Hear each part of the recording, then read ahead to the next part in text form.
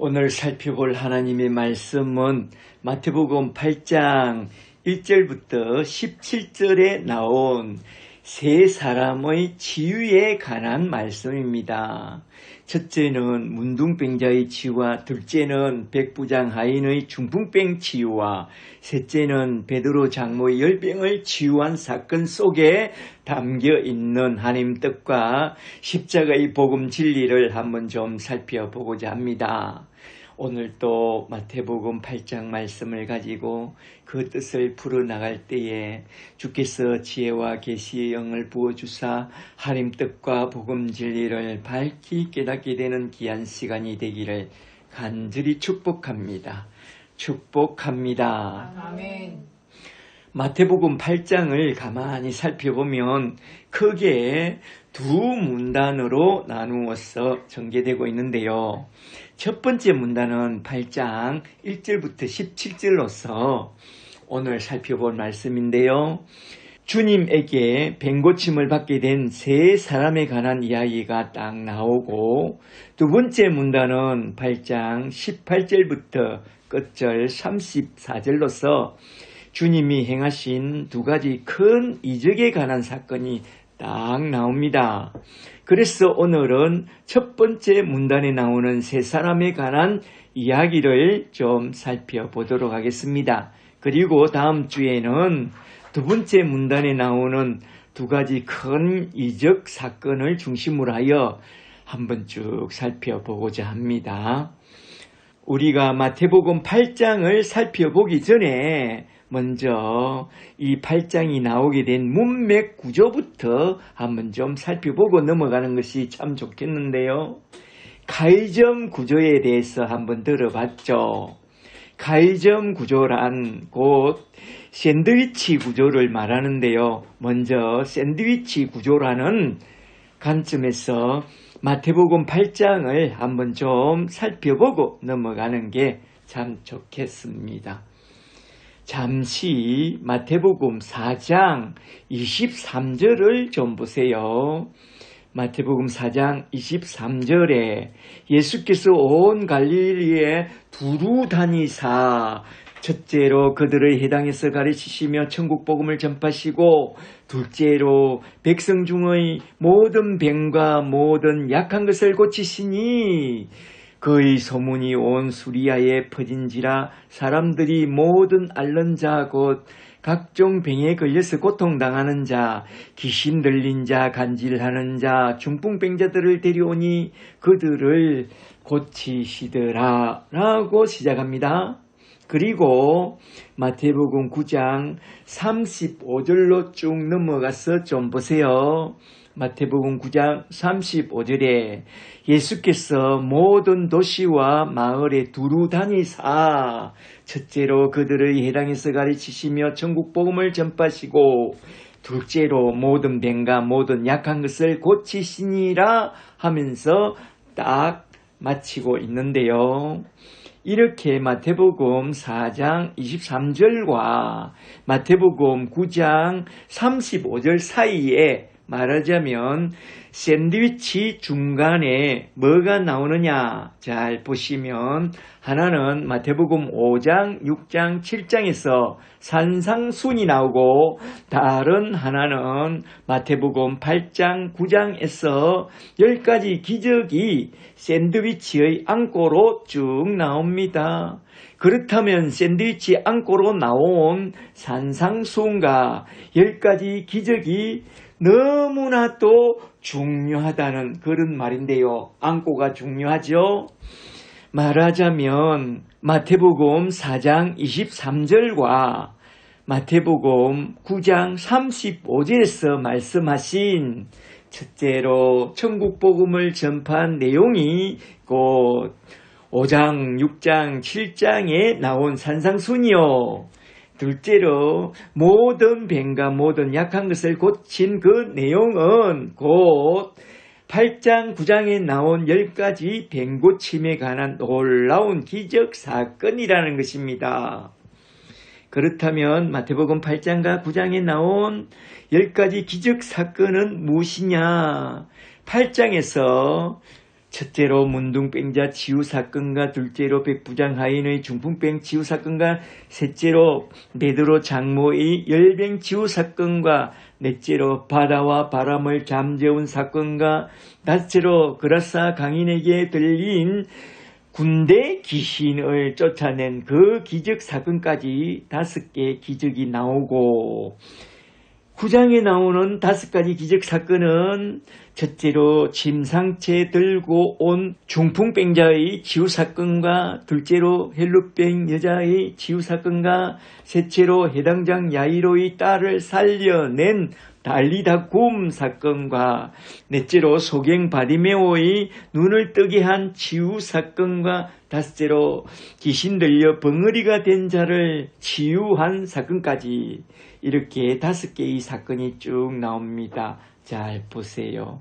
이렇게 10개의 기적 사건이 딱 나오는데요. 이러한 샌드위치 구조 속에 있는 산상수훈과 10개의 기적 사건 안에 담겨있는 중요한 메시지는 뭐냐? 천국 복음과 천국 재건에 관한 메시지입니다. 잠시 마태복음 4장을 한번 잘 보세요. 예수님이 요단강에서 세례를 받고 올라오면서부터 공생애를 시작하면서 먼저 강야로 나가서 40일 동안 금식기도로 준비한 후에 갈릴리로 돌아오자마자 천국 복음부터 전파합니다. 회개하라, 천국이 가까이 왔느니라. 말하자면 천국이 가까이 왔으니 회개하고 천국 복음을 믿고 받아들이라. 천국 복음은 바로 나 그리스도 예수니라 하면서 온 갈릴리로 두루 다니면서 첫째로 천국 복음을 전파하고 둘째로 모든 병든 자와 연약한 자들을 치유해 주면서 그들 영혼 속에 천국을 재건해 나갑니다. 여기서 잘 생각해 보세요. 예수님은 이 세상에 왜 왔습니까? 성육신하여 내려오신 그 목적이 뭐였죠? 마귀를 멸하려고 내려왔나요? 자기 백성을 저희 죄에서 구원하러 내려왔나요? 예수님이 하신 말씀을 잘 들어보세요. 요한복음 6장 38절에 내가 하늘에서 내려온 것은 내 뜻을 행하려 함이 아니요 나를 보내신 이의 뜻을 행하려 함이니라. 내 아버지의 뜻은 이것이니 아들을 보고 믿는 자마다 영생을 얻게 하려 하심이라고 했습니다. 말하자면 예수님이 이 세상에 내려오신 이유와 목적은 창세전에 작정하신 하나님의 뜻을 이루려고 내려오셨고 창세전에 하나님이 작정하신 그 뜻은 뭐냐? 첫째로 저 원수마귀의 세력을 멸하시고 둘째로 자기 백성을 저희 죄에서 구원하는 데 있습니다. 말하자면 하나님의 뜻을 따라 첫째로 천국 복음을 전파하여 둘째로 그 복음을 받은 자들 속에 전에 에덴 동산에서 허물어진 하나님 나라 천국을 재건하려고 내려왔다는 것입니다. 이렇게 예수님이 세상에 내려오신 그 이유와 목적은 천국 복음과 천국 재건에 있다 이 말입니다. 할렐루야. 그런 관점에서 마태복음 4장 23절과 마태복음 9장 35절 사이에 샌드위치 구조 속에 놓인 오늘 본문 말씀은 하나님의 나라 천국 재건이라는 큰 주제 속에서 살펴봐야 한다 이 말이죠. 예수 그리스도의 나라, 메시아의 나라, 하나님 나라 천국 재건이라는 관점에서 마태복음 8장 1절부터 17절에 나오는 뱅고침 받은 세 사람에 관한 이야기를 차례대로 한번 쭉 살펴보고자 합니다. 한번 잘 들어보세요.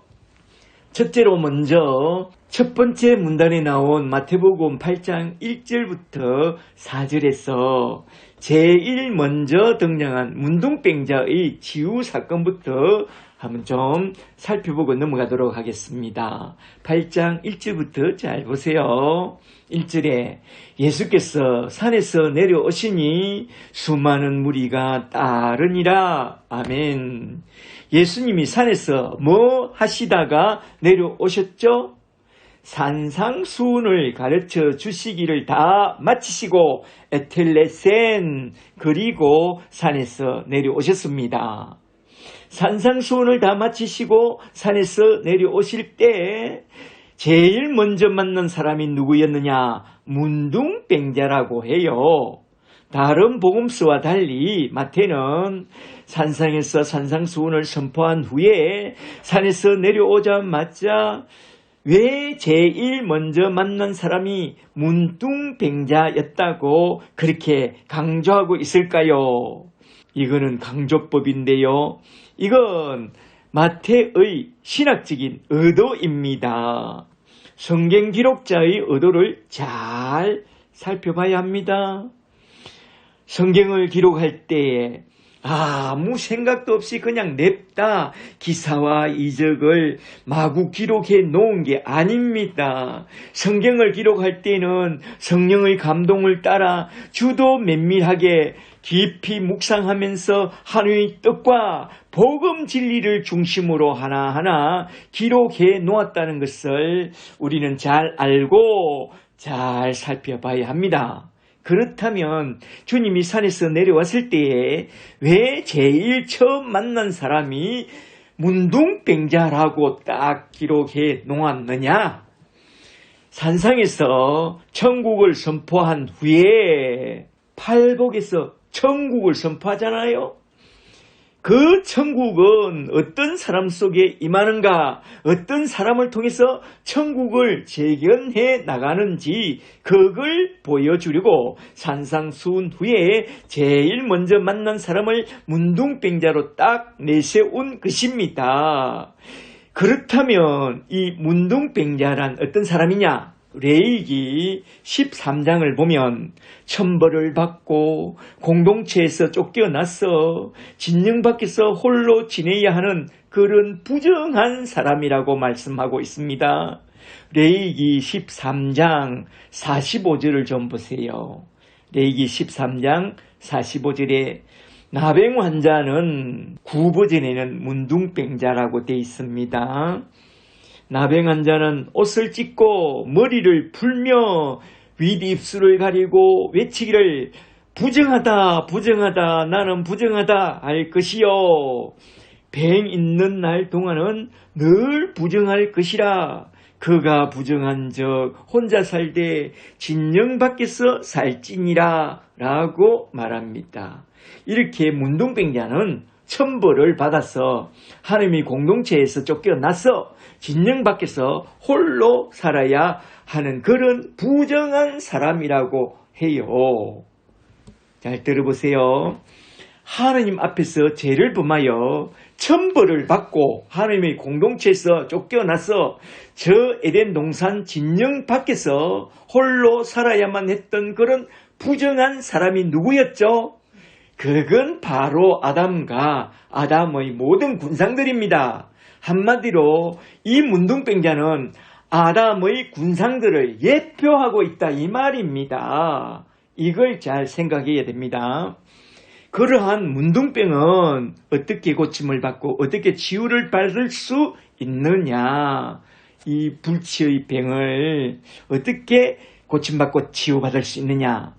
온 인류의 구원자로 오신 하나님의 아들 예수 그리스도를 만나게 될 때 고침받고 치유받을 수 있습니다. 왜냐하면 예수님이 이 세상에 오신 목적이 곧 자기 백성을 저희 죄에서 구원하러 오셨기 때문입니다. 또한 구원받은 자들의 영혼 속에 다시 하나님의 나라 천국을 재건해 주러 오셨기 때문에 예수님을 만나게 될 때에 고침을 받고 치유받고 영혼이 회복되고 하늘나라로 들어갈 수 있고 하나님의 공동체에 들어갈 수 있다 이 말입니다. 오늘 성경 본문에 나오는 문둥병자를 잘 보세요. 그는 성령의 감동을 받아 예수님이 하나님의 아들 그리스도라는 것을 딱 듣고 딱 알고 수많은 무리들을 뚫고 나와서 주님 발 앞에 엎드려 간구합니다. 8장 1절 2절을 잘 보세요. 예수께서 산상수훈을 마치시고 산에서 내려오시니 한 나병 환자가 나와 절하며 프로세쿠네오 갱배하며 라고 되어 있습니다. 갱배하며 절하며 이르되 주여 원하시면 저를 깨끗하게 하실 수 있나이다 하면서 간구합니다. 이 문둥병자가 하는 말을 잘 들어보세요. 이 사람은 참으로 바른 신앙을 갖고 있습니다. 어떤 스님의 간증하고는 참 많이 다릅니다. 어떤 사람이 암에 걸려서 너무나도 힘들어서 자신이 믿어왔던 하나님께 단 한 번만이라도 제발 도와달라고 그렇게 기도했지만 끝까지 외면하시는 그 하나님이 너무나도 괘씸하고 원망스러워서 절에 들어가서 그냥 스님이 된 그런 사람과 참 많이 다르죠. 문둥병자가 주님 앞에 나와서 기도하는 걸 보세요. 주여 원하시면 주님이 원하시면 저를 깨끗하게 할 수 있나이다. 저를 깨끗하게 해 주옵소서. 주님 손에 맡기오니 주님 뜻대로 하옵소서. 그냥 이대로 살라고 하신다면 그것도 주님의 뜻으로 받아들이고 살겠나이다. 그렇게 기도합니다. 이렇게 기도하는 저 나병 환자처럼 우리는 그렇게 기도하는 신자들이 되어야 한다 이 말입니다. 주여 주님이 원하시면 나를 좀 도와주옵시고 나를 좀 고쳐주옵소서. 그렇게 기도하라 이겁니다. 그리고 이어서 나온 마태복음 8장 3절 말씀을 좀 더 보세요. 이 말씀이 너무나도 중요한데요. 여기에 그 유명한 십자가의 복음의 비밀이 담겨 있으니까 너무나도 중요한데 한번 잘 보세요. 3절에 예수께서 손을 내밀어 그에게 대시며 이르시되 내가 원하노니 깨끗함을 받으라 카탈리죠 하시니 즉시 그의 나병이 깨끗하여 지니라. 아멘. 여기서 예수님이 부정한 문둥병자에게 손을 대셨다라는 것은 자신도 부정하게 되었다는 그런 뜻인데요. 이는 주님이 그 문둥병자의 부정함을 대신 짊어지고 십자가 위에서 그 부정함을 다 처리해 주시겠다는 그런 복음의 메시지를 담고 있는 말씀입니다. 그런데 이 구절보다 더 중요한 말씀은 4절 말씀인데요. 4절을 잘 보세요. 4절에 예수께서 이르시되 삼가 아무에게도 이르지 말고 가서 제사장에게 내 몸을 보이고 모세가 명한 예물을 드려 그들에게 입증하라 하시니라. 아멘. 여기서 삼가 너 백난 것을 아무에게도 말하지 말고 가서 제사장에게 내 몸을 보이고 모세가 명한 예물을 드리라는 이 말씀은 레위기 14장에서 가져온 그런 말씀인데요. 여기에 복음의 비밀이 담겨 있으니까 잘 보세요. 잠시 레위기 14장 2절을 좀 보세요. 이거는 중요하니까 한번 보세요. 레위기 14장 2절에 나병 환자가 정결하게 되는 날의 규례는 이러하니 곧 그 사람을 제사장에게로 데려갈 것이요 제사장은 진영에서 나가 진찰할지니 그 환자에게 있던 나병 한부가 나았으면 4절에서 이렇게 저렇게 하라고 명하는데요. 10절부터 잘 보세요.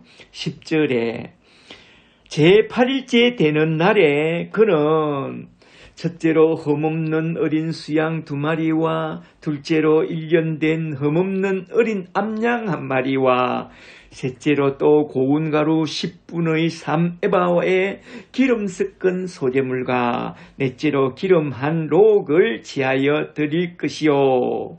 제사장은 그것들을 회막문 앞에서 받고 어린 수양 1마리를 가져다가 기름 한 록과 아울러 속건제로 드리되 여호와 앞에 흔들어 요제로 드리고 14절부터 잘 보세요. 14절에 제사장은 그 속건 제물의 피를 취하여 정결함을 받은 자의 오른쪽 깃뿌리와 오른쪽 엄지 손가락과 오른쪽 엄지 발가락에 바를 것이요. 15절에 제사장은 또 그 기름을 취하여 자기 왼손에 손바닥에 따르고 오른쪽 손가락으로 왼손바닥의 기름을 찍어서 그의 손가락으로 그것을 여호와 앞에 7번 뿌릴 것이요. 손에 남은 기름은 제사장이 정결함을 받은 자의 오른쪽 깃뿌리와 오른쪽 엄지손가락과 오른쪽 엄지발가락 곧 속건제물의 피를 바른 그 위에 기름을 바를 것이며 아직도 그 손에 남은 기름은 제사장이 그 정결함을 받은 자의 머리에 바르고 제사장은 여호와 앞에서 그를 위하여 속죄하라. 아멘. 이러한 문둥병자의 정결 예식을 잘 보세요. 이 정결 예식은 마치 제사장 위임 예식과 거의 똑같은데요.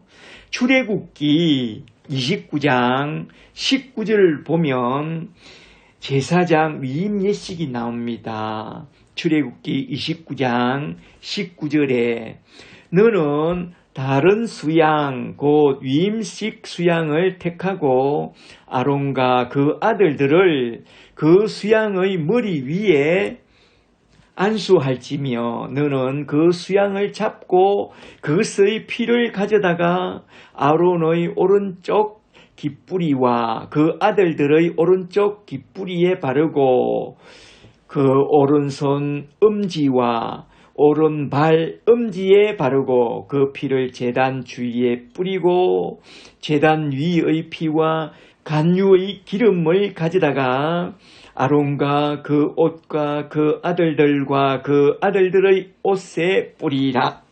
아론과 그 옷과 그 아들들과 그 아들의 옷이 거룩하리라. 아멘. 여기서 잘 비교해 보시면 문둥병자의 정결 예식은 마치 제사장의 위임 예식과 겹쳐서 오버랩되어 나타납니다. 말하자면 노래 가사처럼 주의 손에 나의 손을 포개고 나의 손에 주의 손을 포개고 나의 문둥병을 제사장에게 넘기듯이 우리 주님이 나의 모든 죄를 다 전가받고 가서 십자가 위에서 나의 죄를 다 해결한다는 그 말씀입니다. 우리 주님은 그 문둥병자의 부정을 지고 간 것처럼 나와 여러분의 문둥병 같은 부정한 죄를 짊어지고 십자가에서 다 처리했다는 것을 예표로 보여주신 사건이 곧 문둥병자를 깨끗하게 한 이 사건이라는 것입니다. 아시겠어요?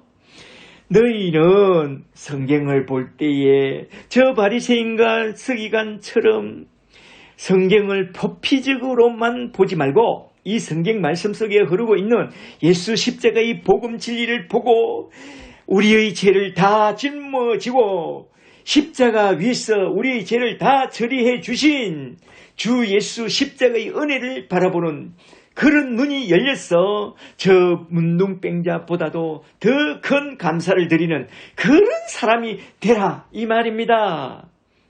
이것이 바로 마태 사도가 오늘 본문 말씀을 통해서 우리에게 전해주는 강력한 메시지입니다. 말하자면 너희가 산상수훈을 듣게 되었을 때에 저 문둥병자처럼 제일 먼저 죄의 문둥병에 걸린 자신을 발견하고 속히 주님 앞으로 달려나와서 엎드려 절하며 십자가의 은총을 구하라 이 말입니다. 그리하면 저 문둥병자처럼 우리 주님의 은혜로 영육간의 깨끗함으로 치유받고 새로운 피조물로 거듭나게 될 것입니다. 그리하여 예수의 이름으로 새 사람으로 완전히 거듭나게 된다면 내게 임한 그 은혜가 너무나도 고맙고 감사해서 날마다 우리 주님의 은혜를 찬양하고 기뻐하면서 기뻐 뛰며 주님의 은혜를 소리쳐 전하는 그런 예수의 정인이 될 것입니다. 이것이 바로 문둥병자를 치유하신 이 사건 속에 담아내고 있는 우리 하나님의 뜻입니다. 할렐루야. 이제 두 번째 문단으로 넘어가서 마태복음 8장 5절부터 13절에서 두 번째로 등장한 백부장 하인의 중풍병을 치유한 사건을 한번 좀 살펴보고 넘어가고자 하는데요. 8장 5절부터 잘 보세요.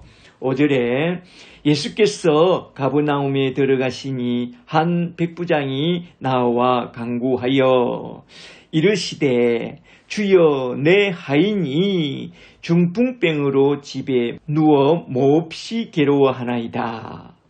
이 백부장은 어떻게 해서 예수님의 도움을 구하려고 나왔느냐. 마태복음의 문맥 구조를 따라 한번 좀 생각해 보면 좋겠습니다. 잘 보세요. 앞 문단을 보면 예수님이 문둥병자를 고쳐준 후에 한마디 하죠. 삼가 아무에게도 말하지 말고 가서 제사장에게 내 몸을 보이고 모세가 명한 예물을 드리라. 그리하여 제사장에게 가서 그의 몸을 보여주었다. 그때 제사장이 묻겠죠. 너는 어떻게 해서 이렇게 나병이 다 나았느냐? 예수님이 안수해 주니 내 병이 떠나가고 다 나았습니다. 라고 간증했을 것입니다. 그리고 집으로 돌아왔더니만 사람들이 묻습니다. 너는 어떻게 해서 그 나병이 다 나았느냐? 어떻게 이렇게 깨끗해졌느냐? 이건 예수님이 안수해 주실 때에 내 병이 다 떠나가고 내가 딱 나았다고 마구 흥분해서 그렇게 기쁨으로 간증했을 것입니다. 그렇다면 예수님은 그렇게 기다리던 그 메시아임을 알고 다들 예수님에게로 자신의 병든 자, 곧 죄의 문둥병이 든 병든 자를 고침받으러 달려 나와야 맞습니다. 그런데 유대인 중에 아무도 예수님께 달려 나온 자는 하나도 없고 유일하게 이방인 백부장만 예수님께 나왔더라. 이 말입니다. 마태는 지금 이걸 말해주고 싶었던 것입니다. 물론 예수님도 이걸 말해주고 싶었던 거죠. 누가복음 4장을 보면 예수님이 공생애를 시작하면서 첫 번째로 설교한 내용이 나오죠. 안식일 날에 주님의 고향 나사렛 회당에 가서 설교합니다. 누가복음 4장 25절에 내가 참으로 너희에게 이르노니 엘리야 시대에 이스라엘에 많은 과부가 있었으되 엘리야가 그 중 한 사람에게도 보내심을 받지 않고 오직 시돈 땅에 있는 사렙다 과부에게 보냄을 받았고 27절에 또 선지자 엘리사 때에 이스라엘에 많은 나병 환자가 있었으되 한 사람도 깨끗함을 얻지 못하고 오직 수리아 사람 나만 뿐이었다라고 말해요. 마태는 지금 디아스포라 유대인 교회 사람들에게 이 복음서를 쓰고 있다는 것을 염두에 두시고 이방인에게 초점을 맞춰서 보세요. 이방인 백부장이 중풍 걸려 고통하는 그 하인을 위하여 도움을 구하러 나왔다. 너희가 이방인에게도 복음을 전해야 된다, 이 말입니다. 이방인 백부장이 중풍 걸려 고통하는 그 하인을 위하여 도움을 구하러 나왔습니다. 그때 주님이 말합니다. 8장 7절에 이르시되 내가 가서 고쳐주리라. 그때 백부장이 말합니다. 주여, 주님이 내 집에 들어오심을 나는 감당하지 못하겠사오니 다만 말씀으로만 하옵소서. 그러면 내 하인이 낫겠나이다. 이게 무슨 말씀이냐면 주님이 이방인인 내 집에 들어오시면 유대인들에게 비난을 당할 것이오니 제가 어찌 주님에게 누를 끼치겠나이까. 주님이 내 집에 들어오심을 내가 감당하지 못하겠사오니 주여 말씀만 하옵소서. 그리하면 내 하인이 낫겠나이다 합니다. 9절에 나도 남의 수하에 있는 사람이요 내 아래에도 군사가 있으니 이들을 가라 하면 가고 저들을 오라 하면 오고 내 종들을 이것을 하라 하면 하나이다. 말씀만 하옵소서. 그럽니다. 10절에 이에 예수께서 들으시고 놀랍게 여겨 따르는 자들을 돌아보시며 이르시되 내가 진실로 너에게 이르노니 이스라엘 중 아무에게서도 이만한 믿음을 보지 못하였노라. 9버전에는 만나보지 못하였노라 라고 말합니다. 11절에 또 너에게 이르노니 동수로부터 많은 사람이 이르러 아브람과 이삭과 야곱과 함께 천국에 앉으려니와 그 나라의 본 자손들은 바깥 어두운 데 쫓겨나 거기서 울며 이를 갈게 되리라. 예수께서 백부장에게 이르시되 가라 너희 믿음대로 될지어다 하시니 그 즉시로 그 하인이 깨끗이 나으니라. 아멘. 여기에 나온 백부장은 어떤 사람이었느냐 하면 누가복음 7절에 나오는 병행구절을 보면 이 백부장은 이방인으로서 유대민족을 사랑하고 유대인을 위하여 회당까지 지어준 그런 좋은 사람이라고 장로들이 그렇게 말을 합니다. 유대인 장로들이. 거기다가 그는 자기 병이 아니라 그가 데리고 있는 그 하인의 병 때문에 주님께 찾아 나온 정말로 마음이 따뜻한 그런 사람입니다. 세상에 이런 사람도 없습니다. 또한 게다가 그의 믿음을 보면 앞에 나온 문둥병자가 기도한 그 이상의 믿음을 가진 그런 사람입니다. 주여 말씀만 하옵소서. 그리하면 내 하인이 낫게 사옵나이다. 이런 신앙을 가진 참으로 믿음의 사람입니다. 그래서 주님도 크게 감탄합니다.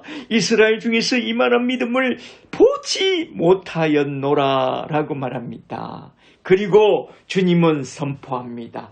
가라 너희 믿음대로 될지어다. 그리하여 주님의 말씀은 살았고 운동력이 있어 좌우에 날선 어떤 것보다 예리하여 홍과 영과 및 관절과 골수를 찔러 쪼개 병든 자 고치고 상한 자 치유하는 그런 역사가 그의 종에게 크게 일어났으니 그 즉시로 그 하인이 곧 나으니라. 할렐루야. 아멘.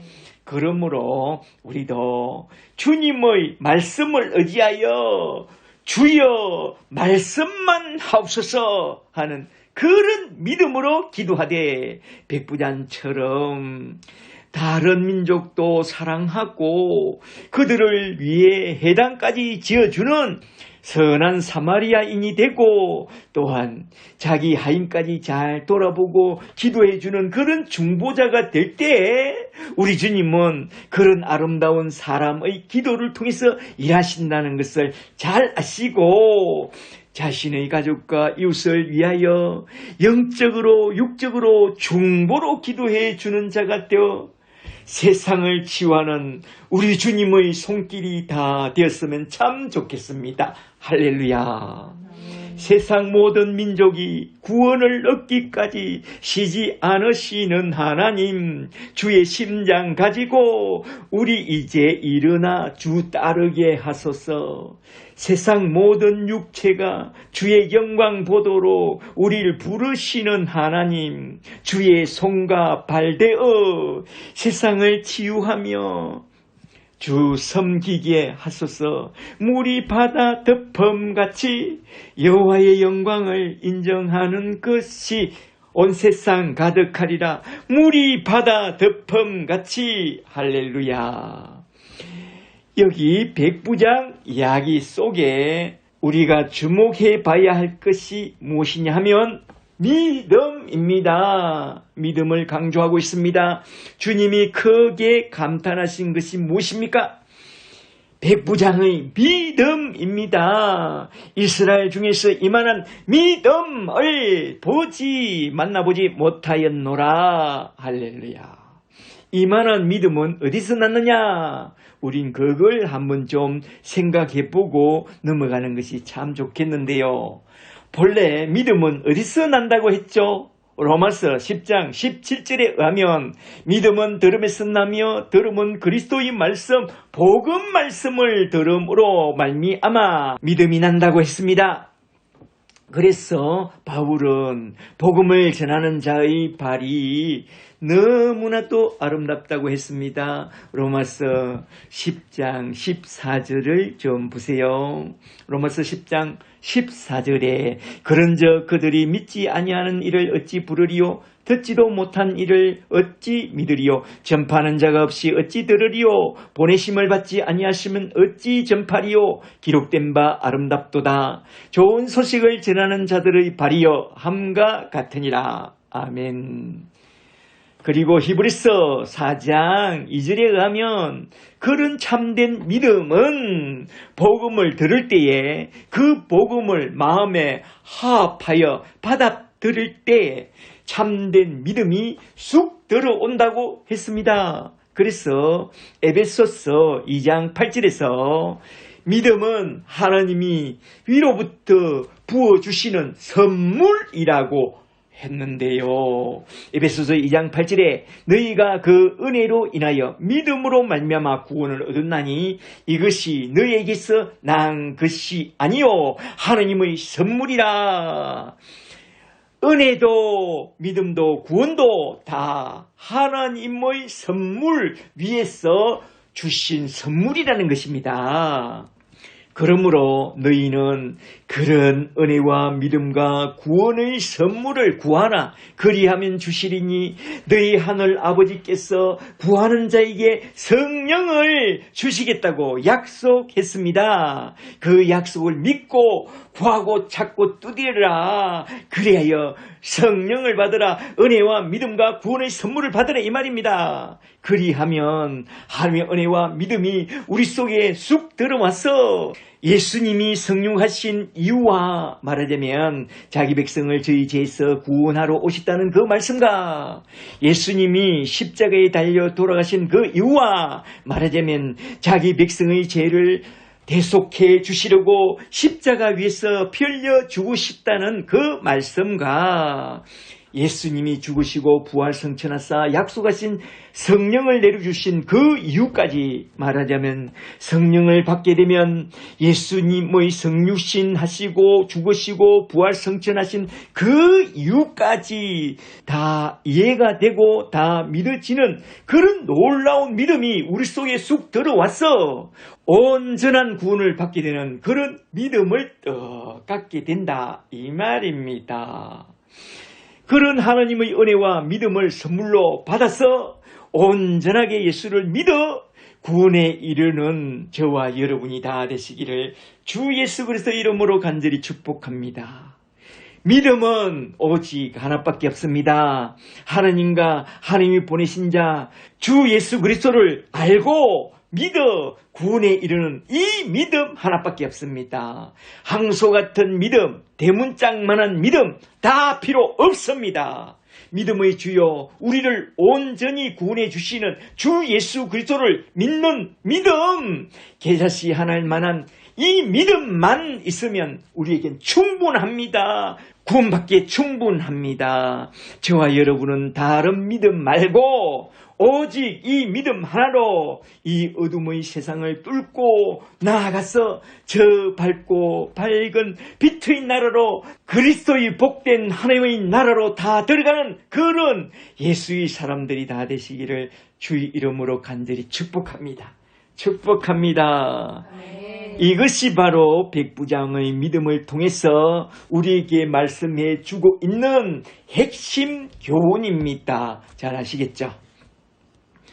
이제 세 번째 문단으로 넘어가서 마태복음 8장 14절부터 17절에서 셋째로 베드로 장모 열병을 치유한 사건 속에 담겨있는 하나님의 뜻과 예수 십자가의 복음 진리를 한번 좀 살펴보고 딱 마치도록 하겠습니다. 8장 14절부터 좀 보세요. 14절에 예수께서 베드로의 집에 들어가사 그의 장모가 열병으로 앓아 누운 것을 보시고, 다른 복음서엔 특히 누가복음엔 중한 열병으로 다 죽어가고 있었다고 해요. 15절에 그의 손을 만지시니 열병이 떠나가고 여인이 일어나서 예수께 수종들더라. 디아콘. 여기서 중요한 말씀은 주님의 손으로 그녀를 만져서 그 열병을 치유해 주셨다는 이 말씀입니다. 문둥병자에게도 그랬고 베드로 장모에게도 그랬고 손으로 터치함으로써 그 병을 고쳐주었습니다. 그런데 여기서 더 중요한 말씀은 열병이 떠나가니 그 여자가 즉시 일어나서 수종 들었다는 말씀인데요. 여기에 나온 수종이라는 말을 원전에 보니 디아콘, 일꾼, 집사라는 단어를 딱 쓰고 있습니다. 말하자면 주님을 섬기는 일꾼, 집사님이 되었다 이 말이죠. 그리하여 베드로는 너무나도 귀한 동력자를 얻게 된 거죠. 아하, 그러고 보니 베드로가 그렇게 힘있게 주의 일을 잘 감당하게 된 것은 그의 장모의 적극적인 후원 기도에 힘입어 그렇게 힘있게 주의 일을 잘 감당하게 된 것이라는 거요. 배우의 기도가 너무나도 중요합니다. 그 기도는 구원으로 인도하기도 하고 놀라운 하나님 나라를 확장하는데 정말 중요합니다. 기도. 저와 여러분도 베드로처럼 나가서 힘 있는 일꾼이 되든지 아니면 베드로 장모처럼 기도로 돕는 힘 있는 후원자가 되든지 그랬으면 참 좋겠습니다. 마태는 바로 이걸 말하고 싶지 않았을까요? 주님도 이걸 말해주고 싶었던 것입니다. 나아가서 힘 있는 일꾼이 되든지 뒤에서 힘있게 기도해주는 기도 후원자가 되든지 하나님 나라의 한 모퉁에서 하나님 나라를 재건하는 일에 맡은 직분을 장을 감당하는 자가 되라 이 말입니다. 할렐루야.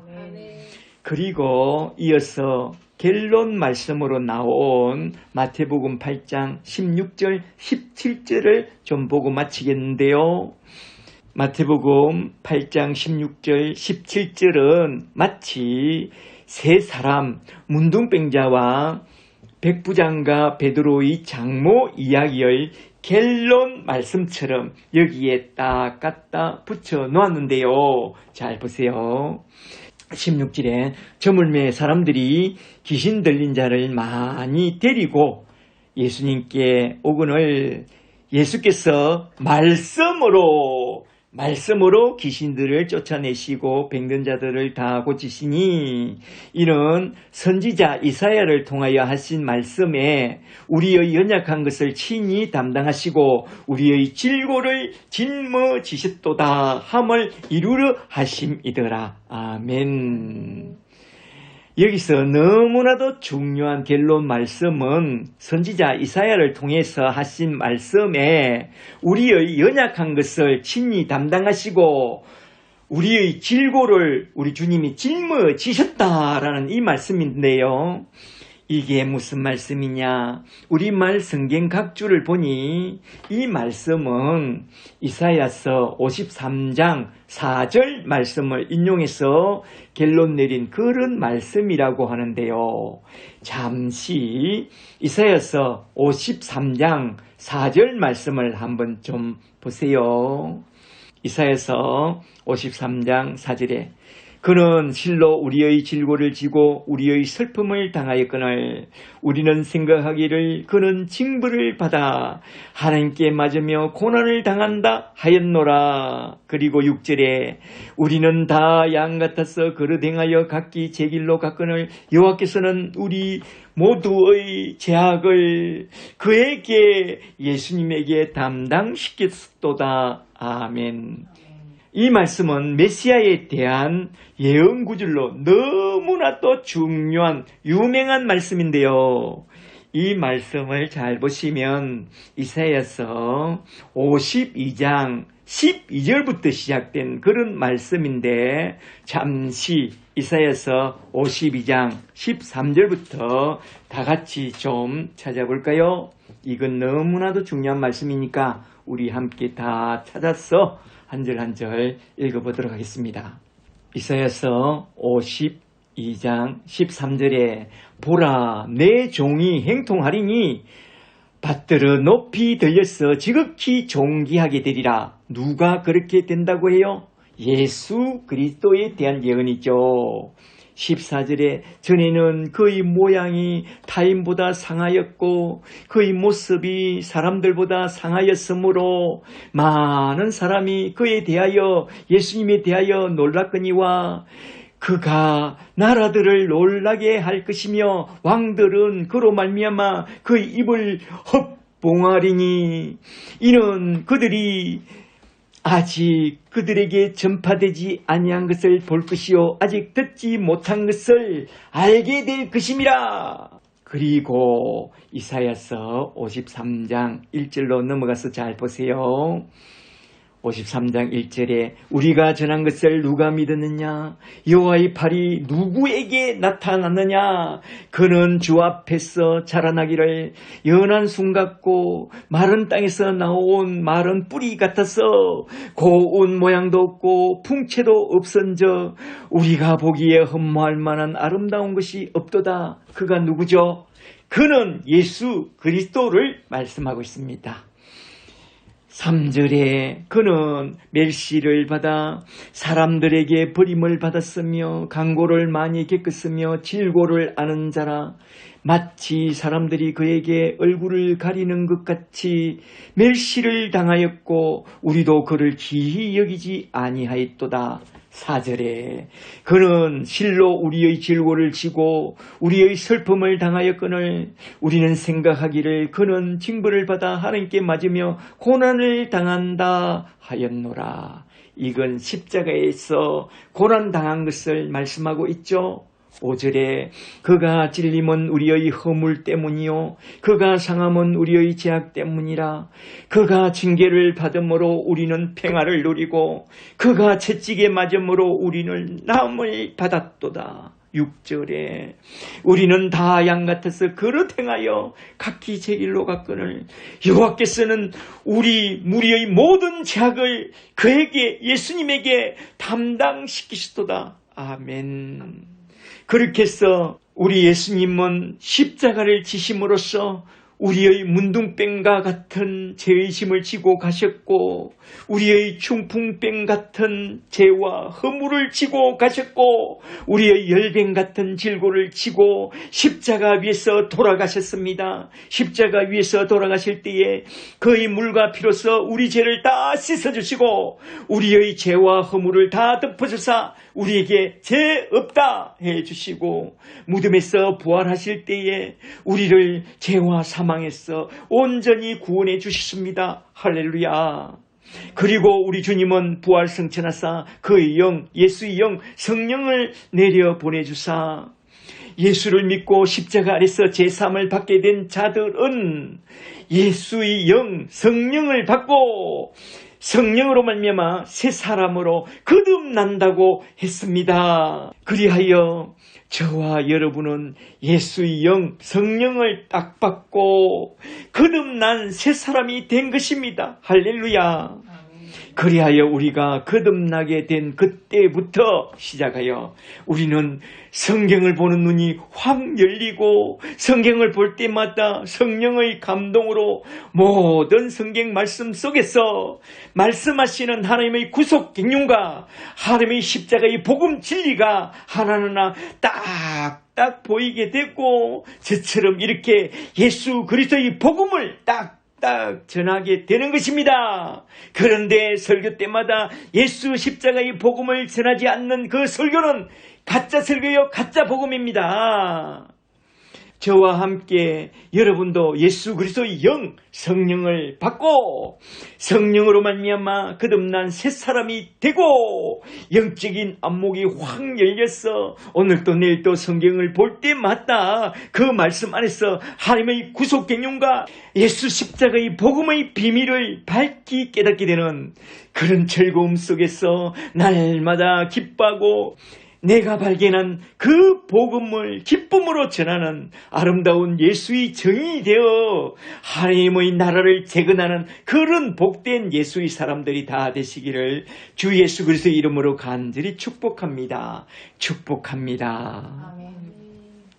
오늘은 이렇게 마태복음 8장 1절부터 17절에 나온 세 사람에 대한 우리 주님의 치유 사건 속에 나타난 예수 그리스도의 복음의 비밀을 한번 쭉 살펴봤는데요. 첫째는 문둥병자를 치유한 사건을 통해서, 둘째는 백부장의 하인의 중풍병을 치유한 사건을 통해서, 셋째는 베드로 장모의 중한 열병을 치유한 사건을 통해서 우리의 모든 질고를 치유하신 예수 그리스도의 복음, 십자가의 복음 진리를 한번 쭉 살펴봤습니다.